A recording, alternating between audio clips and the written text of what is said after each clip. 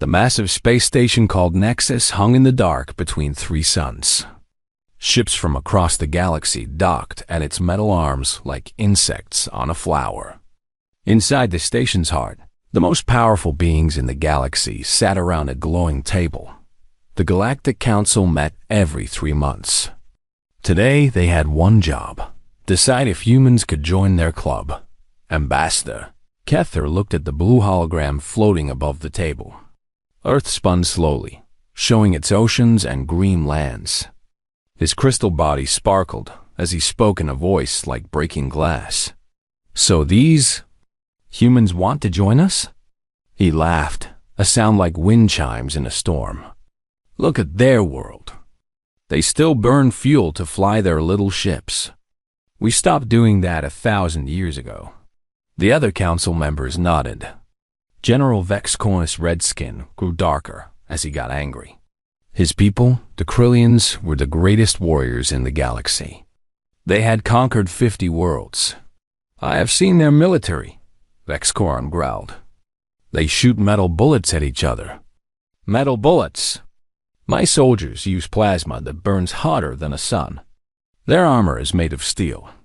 My people wear energy shields that can stop anything." The Luminari representative floated near the ceiling, her body made of pure light. When she spoke, her voice seemed to come from everywhere at once. "Their minds are chaos," she said sadly. "I can feel their thoughts from here. Angry, afraid, always fighting. They war against their own kind over water and land. How can such creatures understand peace?" The fourth member was harder to see. The Zephyrites worked as one mind in many bodies. Today, 3 of their gray forms sat at the table, but they spoke with one voice. "We have studied their factories," the 3 said together. "Slow, wasteful. It takes them years to build what we build in days. They are like children playing with toys." Ambassador Keth pulled up more images. Human cities with their tall buildings. Human ships that look crude and bulky next to the elegant vessels of other races. Human soldiers in heavy armor carrying simple weapons. "They have only just learned to travel faster than light," Kether said. "And even then, they needed help from the Centauri traders who sold them old engines. Without that gift, they would still be trapped on their little blue world." The council looked at videos of human wars. Explosions and smoke filled the air. Soldiers ran across muddy ground while bullets flew over their heads. Ships on water fired big guns at each other. "Primitive," said Vexcorn. "We fight with honor, face to face, warrior against warrior. They hide and attack from shadows. They poison their enemies and destroy cities full of innocent people. This is not civilization. They cannot even agree among themselves," added the Zephyrites. "One group fights another over who should lead. We have been one mind for 10,000 years. They are still many minds at war." The luminary's light dimmed with sadness. "I have touched the dreams of their leaders. They think only of power and control. They do not seek wisdom or peace. They are not ready for our guidance." Ambassador Keth stood up, his crystal form catching the light. "The question before us is simple. Should we allow humans to join the Galactic Federation? I say no. They are too dangerous and too primitive. Give them 500 more years to learn. Maybe then they will be worthy of our attention." "I agree," said Vexcorn. "They would only cause trouble. Let them stay on their world until they grow up." The luminary's light pulsed once. "They must learn peace before they can walk among the peaceful." "We vote no," said the Zephyrites. The decision was final. Humans would not join the Federation. Not now. Maybe not ever. Ambassador Kether began writing the message to Earth. He made sure to explain exactly why humans were being rejected. Their technology was too basic. Their culture was too violent. Their minds were too simple to understand the greater galaxy. "Should we be gentle in our words?" asked the Luminari. "No," said Kether. "They must understand the truth. They are nothing compared to us. Perhaps shame will make them try harder." While the council laughed and wrote their cruel message, a small human ship waited at the docking ring. The ship looked old and simple next to the other vessels. Its metal hull was scratched and dented.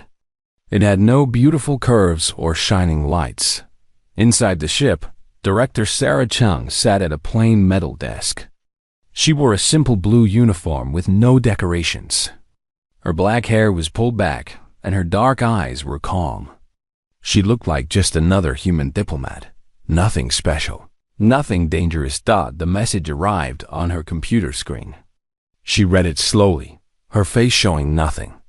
But her hands pressed flat against the desk, and her jaw tightened just a little. The message was worse than she had expected. The council did not just reject humanity's request. They mocked it. They called humans primitive children who played with dangerous toys. They said human minds were too chaotic for civilization. They suggested humans might be ready to try again in 500 years.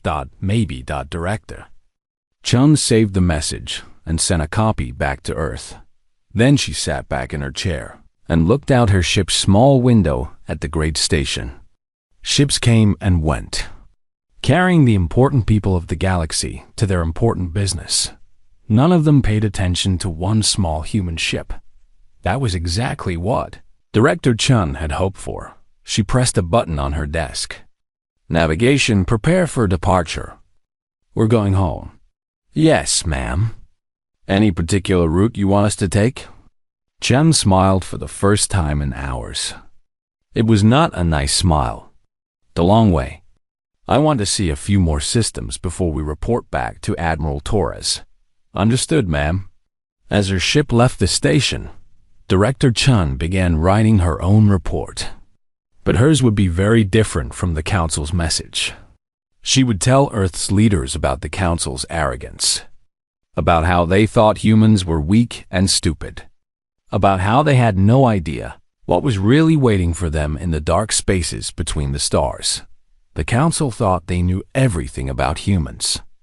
They thought they had seen all of humanity's cards. They were about to learn how wrong they were. The small human ship disappeared into the night, leaving behind a council that felt very pleased with itself. They had protected the galaxy from dangerous primitives. They had maintained the peace and order that made civilization possible. Soon, they would discover that humans had a very different idea about peace and order, and war. 3 weeks later, Director Chun's ship landed at the secret base, hidden inside Luna, Earth's moon. The base was buried so deep that no alien scanner could find it. Only a few hundred humans knew it existed. Chun walked through metal hallways that hummed with power. Robot guards scanned her with red lights, then stepped aside. Everything here was built for war, but it was war like the galaxy had never seen. She reached the main briefing room where Admiral Marcus Torres waited.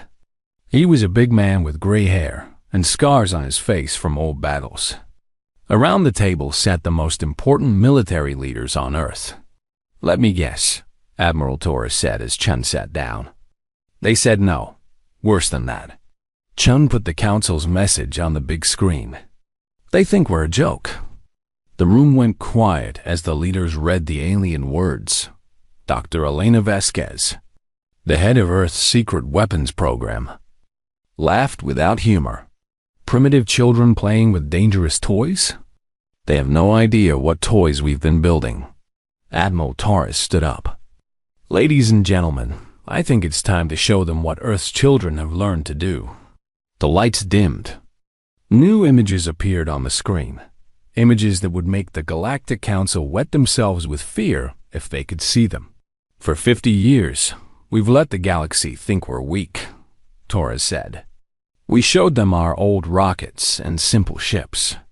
We let them see our public armies with their metal bullets and steel armor. We made them think that's all we have." The screen showed something that looked like empty space. But as the image changed, a massive ship slowly appeared. It was black as night and shaped like a knife. Strange symbols glowed along its sides. "The Shadow Fleet," Torres said. 67 ships that don't exist. Ships that can't be seen, can't be heard, can't be touched until we want them to be. Dr. Vasquez stepped forward. "We call it adaptive stealth. Our ships don't just hide from light. They hide from everything. Sound, heat, gravity, even thoughts.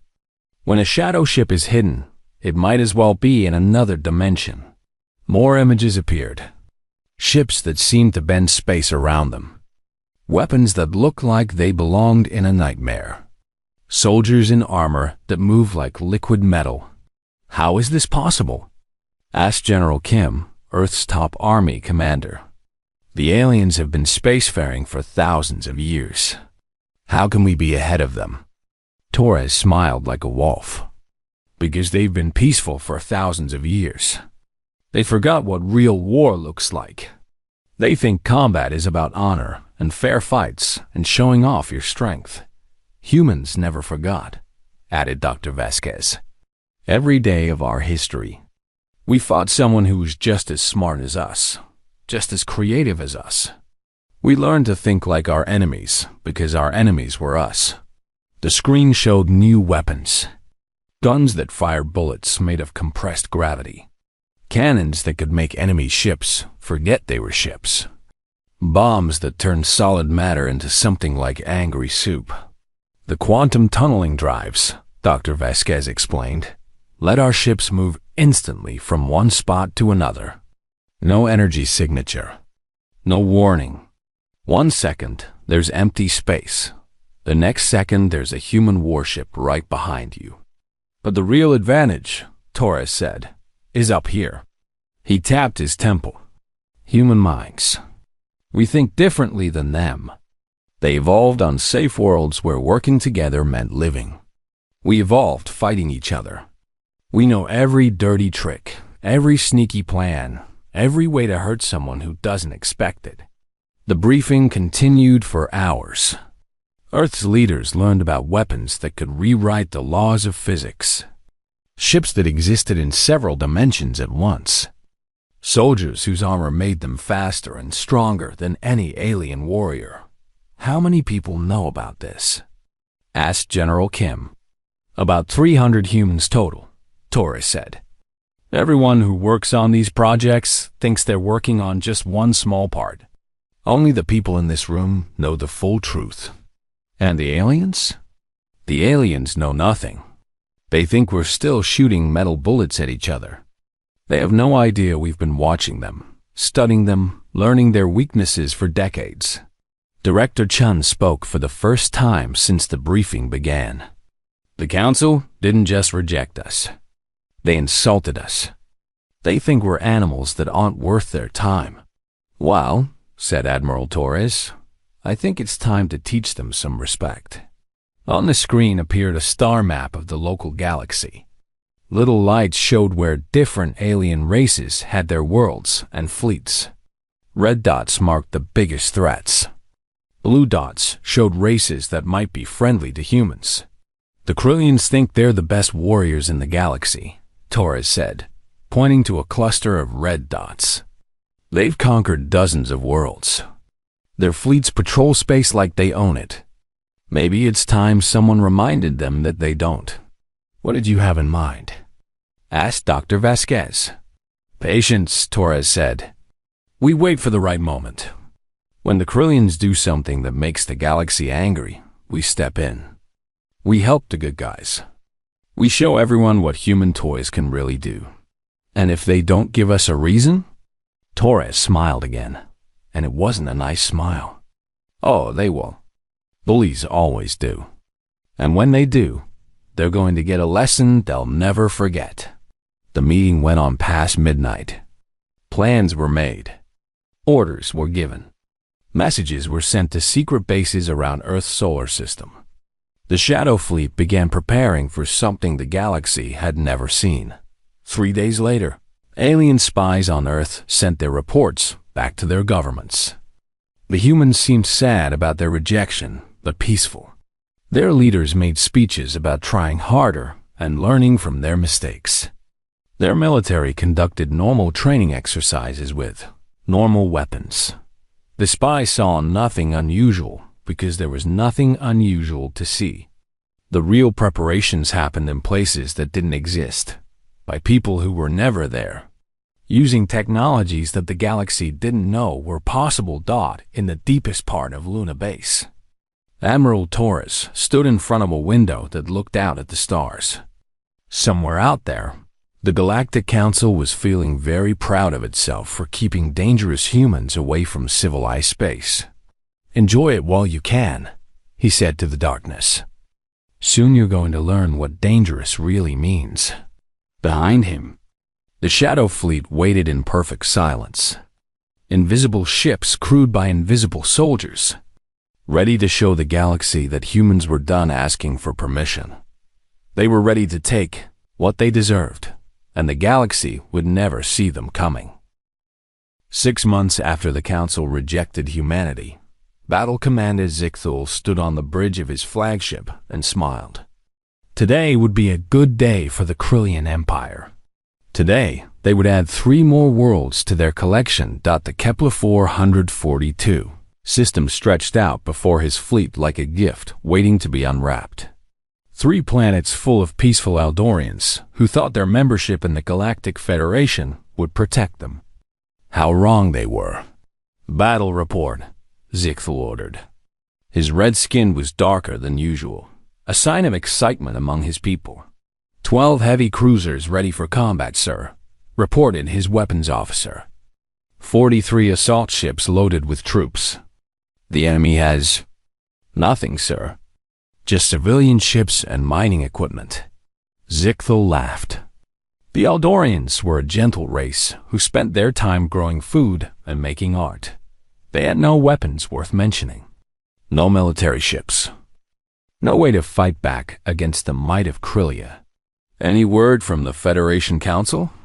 he asked. "Yes, sir. They received the Eldorian request for help. The Council is discussing the matter and will consider appropriate diplomatic solutions." More laughter from the bridge crew.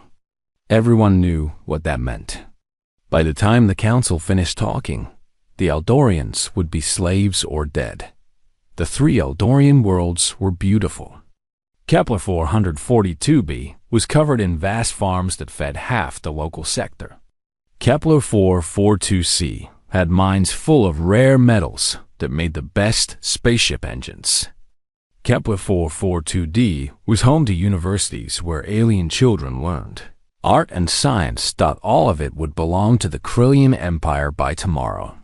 "Open communications to all Eldorian settlements," Zichthul ordered. "Let me speak to these cowards." The main screen showed frightened Eldorian faces. They looked almost human, but with silver skin and large dark eyes. Right now, those eyes were full of fear. "People of Kepler 442, Zichthul announced. "I am Battle Commander Zichthul of the Krillian Imperial Fleet. Your worlds now belong to the Krillian Empire. You have 6 hours to surrender completely. Any resistance will be met with orbital bombardment. That means we will burn your cities from space until nothing lives." An elderly Eldorian with silver hair stepped forward on the screen. "Please, Commander.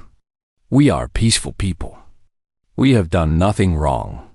The Federation will do nothing." Zichthul roared. "They talk while we act. They discuss while we conquer. 6 hours. Then you all die." The transmission ended. On his bridge, Krillian warriors cheered and pounded their weapons. Another easy victory for the Empire. But in the dark spaces between the stars, something was watching. The Eldorians tried everything they could. They sent desperate messages to every Federation world, begging for help. They called their families and said goodbye. They moved their children into deep shelters that wouldn't save them when the bombs fell. Some tried to escape in civilian ships, but Krillian fighters hunted them down. The lucky ones were destroyed quickly. The unlucky ones were captured and brought back to face a slower death dot as the 6 hours passed. Long-range sensors detected something strange. Energy readings that suggested ships coming out of faster-than-light travel, but no ships appeared on any screen. Krillian sensor operators looked at their instruments with confusion. "Sir," reported the sensor chief, "we're picking up massive energy signatures at the edge of the system, but visual shows nothing." "Background radiation," Zichthel said without concern. "Or sensor ghosts." "Check the calibration." "Already did, sir. The readings are real, but there's nothing there." "Then it's nothing important." "Some merchant ship with a broken engine, probably." "Focus on the targets." The countdown reached its final minutes. Eldorian families hugged each other in their shelters. Parents sang lullabies to children who would never grow up. Leaders recorded final messages for anyone who might find them. Later. 5 minutes left. 4.3.2. 1 minute remaining. And Battle Commander Zichthel raised his hand to give the order that would murder 3 billion innocent beings. Then space exploded with light. 12 massive ships appeared out of nowhere, surrounding the Krillian fleet like sharks around prey. They were black as night and shaped like knives, covered in armor that seemed to eat light instead of reflecting it. Strange symbols glowed along their hulls in colors that had no names. Every alarm on every Krillian ship started screaming at once. "Sir!" The sensor chief's voice cracked with panic. 12 unknown vessels. They're right on top of us. How did they get so close without us seeing them? Zichthel stared at his tactical display in shock. His fleet was completely surrounded by ships that shouldn't exist. Ships that his sensors hadn't detected until they chose to be seen. "Identify them. What race uses ships like that?" "Unknown design, sir. Nothing in our databases. But I'm picking up transmission codes that identify them as human? Human?" Zichthel couldn't believe it. "Impossible. Humans don't have ships like that. They barely have ships at all." The lid alien vessel opened communications. A woman's voice, calm and cold as space itself, spoke in perfect Krillian. "Krillian Fleet. This is Admiral Sarah Torres of the United Earth Defense Force. You will withdraw from Eldorian space immediately. This is your only warning."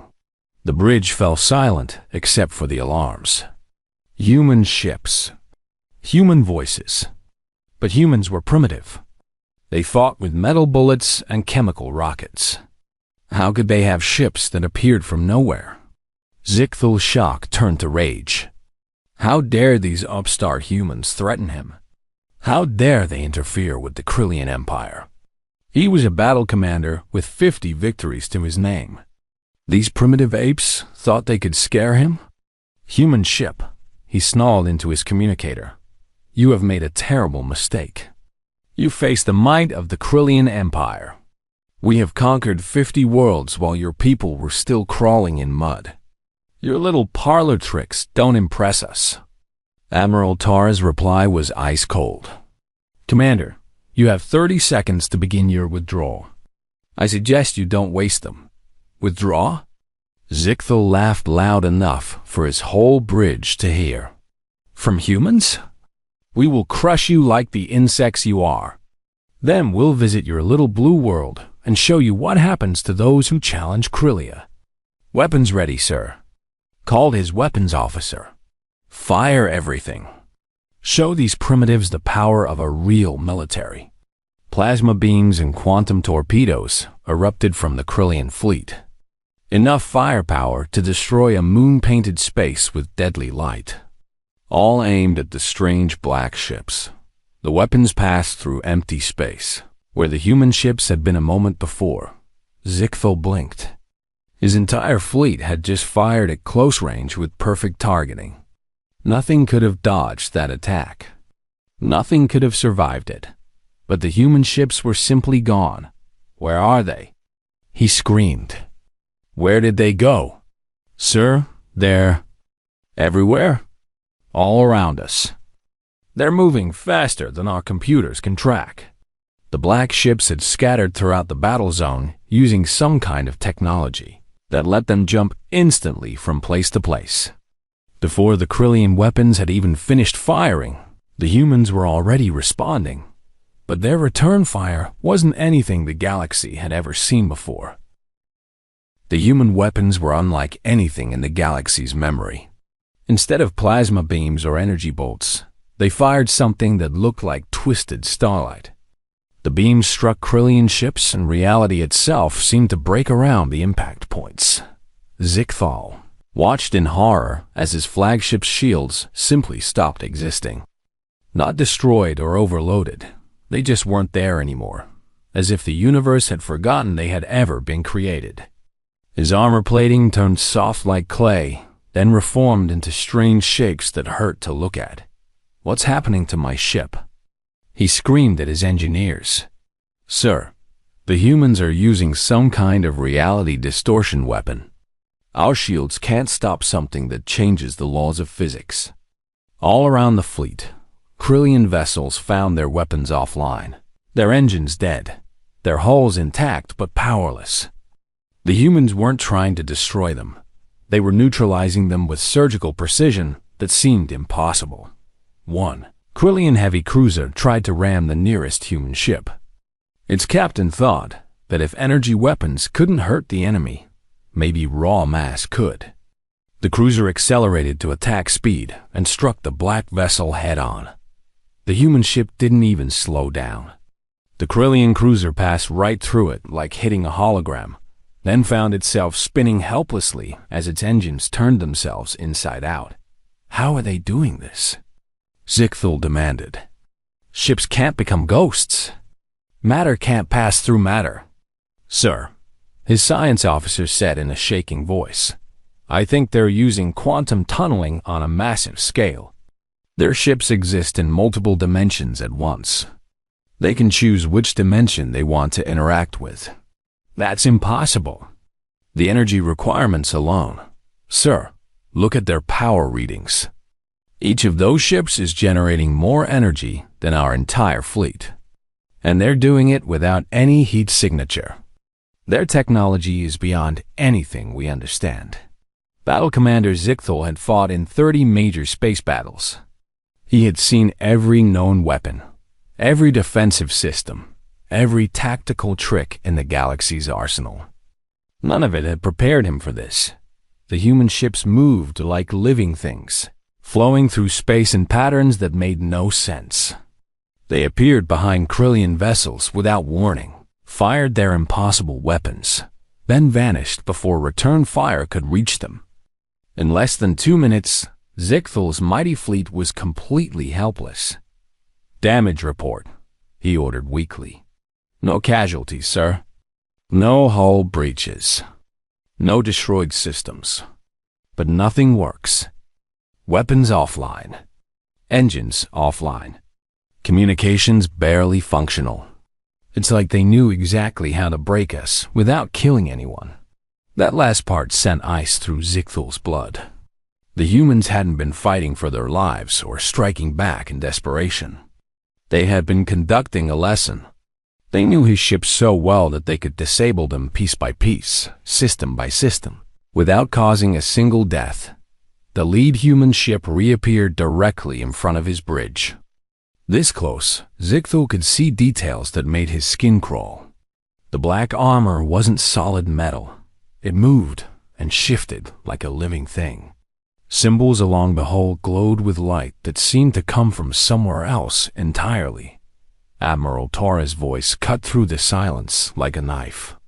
"Commander Zichthal, your fleet is now disabled. You have 2 choices. You can order your ships to be escorted peacefully out of this system, or you can wait here helplessly while we call the Galactic Council and explain how the mighty Krillian Empire was defeated by primitive humans using metal bullets and chemical rockets." The bridge crew looked at their commander with fear and confusion. They had been taught that Krillians were the greatest warriors in the galaxy. They had conquered 50 worlds, defeated 100 fleets, struck terror into the hearts of their enemies. Now they sat powerless while human ships danced around them like shadows. "This is impossible," Zichthel whispered. "Your people are primitives. You fight with sticks and stones." The council said, "The council knows nothing about what humans can do," Admiral Torres replied. "They saw what we wanted them to see. Old rockets and simple weapons. Public displays for public consumption. Did you really think that was all we had?" Images appeared on Zichthel's main screen. Human soldiers in armor that moved like liquid metal, carrying weapons that bent space around their barrels. Human ships that existed in 7 dimensions at once. Human factories hidden inside asteroids, milling weapons from compressed dark matter. While the galaxy watched our primitive space program, Admiral Torres continued, "We were developing technologies your people can't imagine. While you conquered helpless worlds, we were studying you, learning your weaknesses, planning for the day you would threaten someone who couldn't defend themselves." "But why?" Zichthel asked. "Why hide this? Why pretend to be weak? Because weak enemies don't worry you. Weak enemies don't get studied and countered. Weak enemies get ignored until it's too late." Torres paused. "The Aldorian colonies are now under the protection of the United Earth Defense Force. Any attempt to return will result in significantly less mercy than you've been shown today. Around the disabled fleet, more human ships decloaked. Dozens of them, all shapes and sizes, all carrying weapons that shouldn't exist. Some looked like metal whales that swam through space. Others were geometric shapes that hurt to look at directly. A few seemed to be made of crystallized light held together by pure mathematics. How many ships do you have?" Zichthel asked weakly. "Enough," was Torres' only answer. The rescue began immediately. Human vessels moved to the Eldorian worlds, their crews wearing armor that let them breathe in any atmosphere and survive any environment. They brought medical supplies, food, and promises that this would never happen again. The Eldorians wept with relief and confusion. Humans? The same race the Council had rejected as too primitive to join civilized space. These humans had weapons that make gods look helpless. "Thank you," said the elderly Eldorian leader who had begged for mercy hours earlier. "But why? Why help us?" "You owe us nothing." "Because it was right," answered the human commander on the ground. "Because you're innocent. Because bullies need to be stopped. Because that's what humans do." Like in space, Admiral Torres gave Zichthel his final instructions. "Your ships will be escorted to the edge of this system. Your weapons will be returned to working order once you reach Krillian space. Your engines will be restored 1 hour after that. This will give you time to think about what happened here. And then you go home and tell your leaders exactly what you saw. Tell them that humans are not the primitives they thought we were. Tell them that Earth remembers its friends and its enemies. Tell them that the galaxy has new rules now." Zichthel's fleet limped away under human escort, their pride broken and their worldview shattered. Behind them, human ships settled into defensive positions around the Aldorian worlds. Some remained visible as a warning to other would-be conquerors. Others vanished back into the dark spaces between dimensions. Watching and waiting. The news spread across the galaxy at light speed. The Krillian Empire, masters of space warfare, had been defeated by humans in less than 3 minutes. Not destroyed, defeated, humiliated, sent home like scolded. Children with their tails between their legs in council chambers and war rooms across civilized space. Leaders stared at the reports and asked the same question. What else had they been wrong about? The emergency session of the Galactic Council began 3 days after the Krillian defeat. Representatives from across the galaxy filled the great chamber at Nexus Station, their voices creating a buzz of fear and confusion that echoed off the metal walls. "Ambassador," Kethter of the Vortex stood before the same holographic display where he had mocked humanity months before. Now the images showed something very different. Detailed scans of human weapons that broke the laws of physics. Ships that existed in multiple dimensions. Soldiers whose armor made them faster than light itself. "This cannot be accurate," Kethter said, his crystal voice cracking with disbelief. "These readings, they show technology centuries ahead of anything in our databases. How could primitives develop such things?" General Vex Coron sat slumped in his chair, his red skin pale with shock. The pride of the Krillian military had returned home in disgrace, their ships disabled by humans using weapons that shouldn't exist. "I spoke to Battle Commander Zichthel myself," Vex Coron said quietly. 50 years of military experience. 30 major victories. He said the humans knew exactly where to strike, exactly how to disable each ship without killing anyone.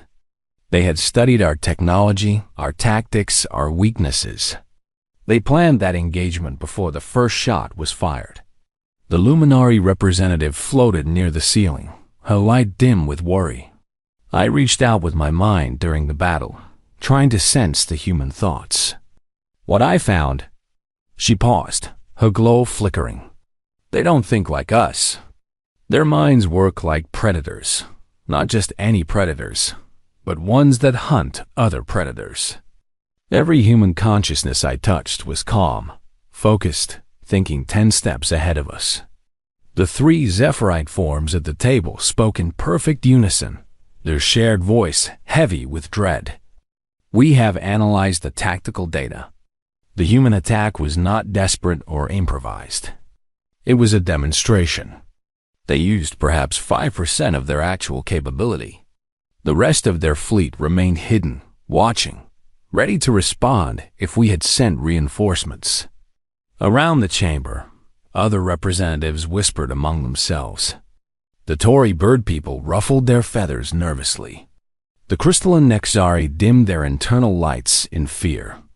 The plant-like Verdani rustled their leaves like wind through a frightened forest. "But how?" demanded Ambassador Kethter. "We watched them for decades. We saw their primitive rockets, their simple weapons, their slow ships. Where did this technology come from?" "They were lying," said a new voice from the back of the chamber. Elder Morden of the ancient Ashaki stepped forward, his forearms gesturing to the holographic displays. "For 50 years, we watched what they wanted us to see. Public space programs, visible military exercises, open diplomatic missions. We thought we were observing their capabilities. We were watching a performance." The chamber fell silent as the implications sank in. The Ashaki were the oldest race in the galaxy, observers and record keepers for 10,000 years. If they said humans had been deceiving everyone, it was probably true. While we studied their public displays, Elder Morden continued, they were studying us, learning our languages, mapping our trade routes, analyzing our weaknesses. They sent diplomats who smiled and asked polite questions while their hidden ships watched our fleets and recorded our defensive patterns. "Are you saying this was planned?" asked the Luminari, her light flaring with anger.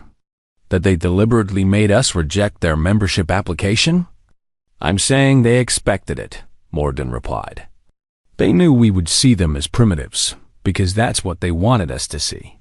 When we rejected them, it gave them permission to act outside our laws and customs.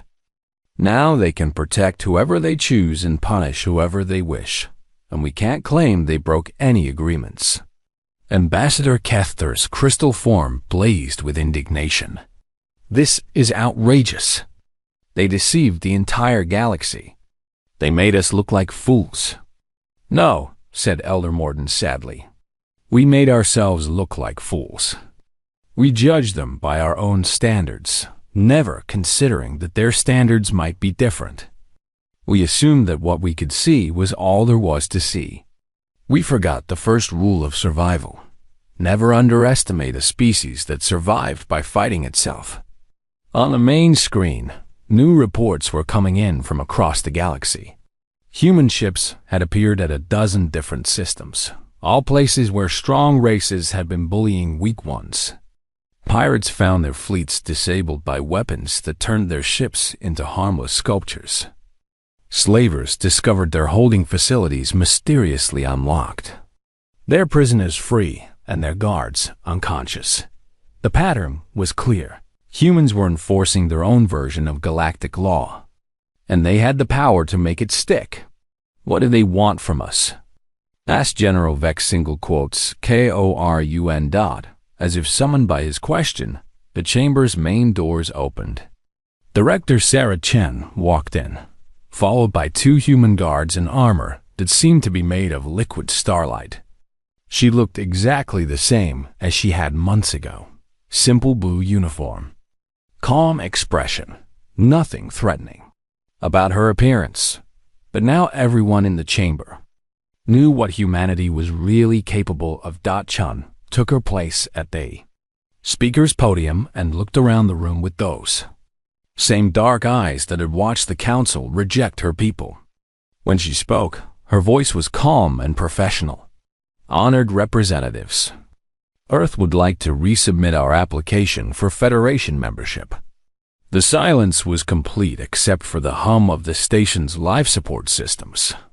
I trust, Chen continued with the slightest hint of a smile, that you'll find our qualifications adequate this time. Ambassador Kether found his voice first. Director Chen, given recent events, that is, considering the new information we have about human capabilities, the Council would be honored to welcome Earth into the Federation immediately. Excellent, Chen replied. I'm sure we'll be able to contribute to galactic peace and stability. The vote was unanimous in favor of human membership. There was no discussion, no debate, no conditions attached.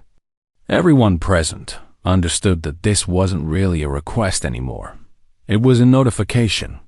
After the formal ceremonies, Chen stood alone with the council leaders in a private room. The guards and assistants had been dismissed. Now it was time for the real conversation. You planned all of this, accused Ambassador Kether. You wanted us to reject you. We hoped you would be wiser, Chen replied honestly. We hoped you would see past surface appearances and judge us by our potential rather than our public image. When you chose mockery instead of understanding, you forced us to find another path to respect. And that path involved humiliating the Krillian Empire. That path involved protecting innocent people from bullies. The Krillians chose to attack defenseless colonies. We chose to defend them. The humiliation was their own doing. General Vex Corin leaned forward. How long have you been watching us? Longer than you might think. We've been listening to your communications, observing your fleets, studying your cultures since we first learned faster than light travel. Not to harm you, but to understand you. Knowledge is the best defense against the unknown. And your weapons? Asked the Luminari. Your impossible technologies? When you spend your entire history fighting enemies as intelligent and creative as yourself, you learn to think in ways that peaceful species cannot imagine. You develop weapons for wars you hope you'll never have to fight. You prepare for threats that may never come. Chen paused. Until they do. The meeting continued through the night. Human ships were already patrolling trade routes that had been plagued by pirates for decades. Colonial worlds that had lived in fear of stronger neighbors now slept peacefully under human protection. The galaxy was becoming a safer place, though few dared to ask what the price might be. 3 months later, Ambassador Kether stood in his quarters aboard Nexus Station, looking out at the ships docked at the station's arms. Among the elegant vessels of the established races was a single human ship, the same small, battered craft that Director Chen had used for her first diplomatic mission. It looked exactly the same as before. Old, simple, unremarkable, But now Kethter knew that looks could be deceiving. Somewhere in the dark spaces around the station, invisible human ships watched and waited. They would protect the peace, enforce justice, and remind anyone who forgot that the galaxy had new rules. The humans had asked for membership and been rejected for being too primitive. Now they were members, whether the galaxy liked it or not. And their primitive nature had become everyone else's problem. Tar touched his crystal fingers to the window and wondered what other primitive species might be, watching and learning and planning their own surprises. In the deep black between the stars, human ships patrolled silently, their crews ready to remind anyone who needed reminding that sometimes the most dangerous enemy is the one you never see coming. The galaxy would never underestimate humans again, and humans would make sure of it.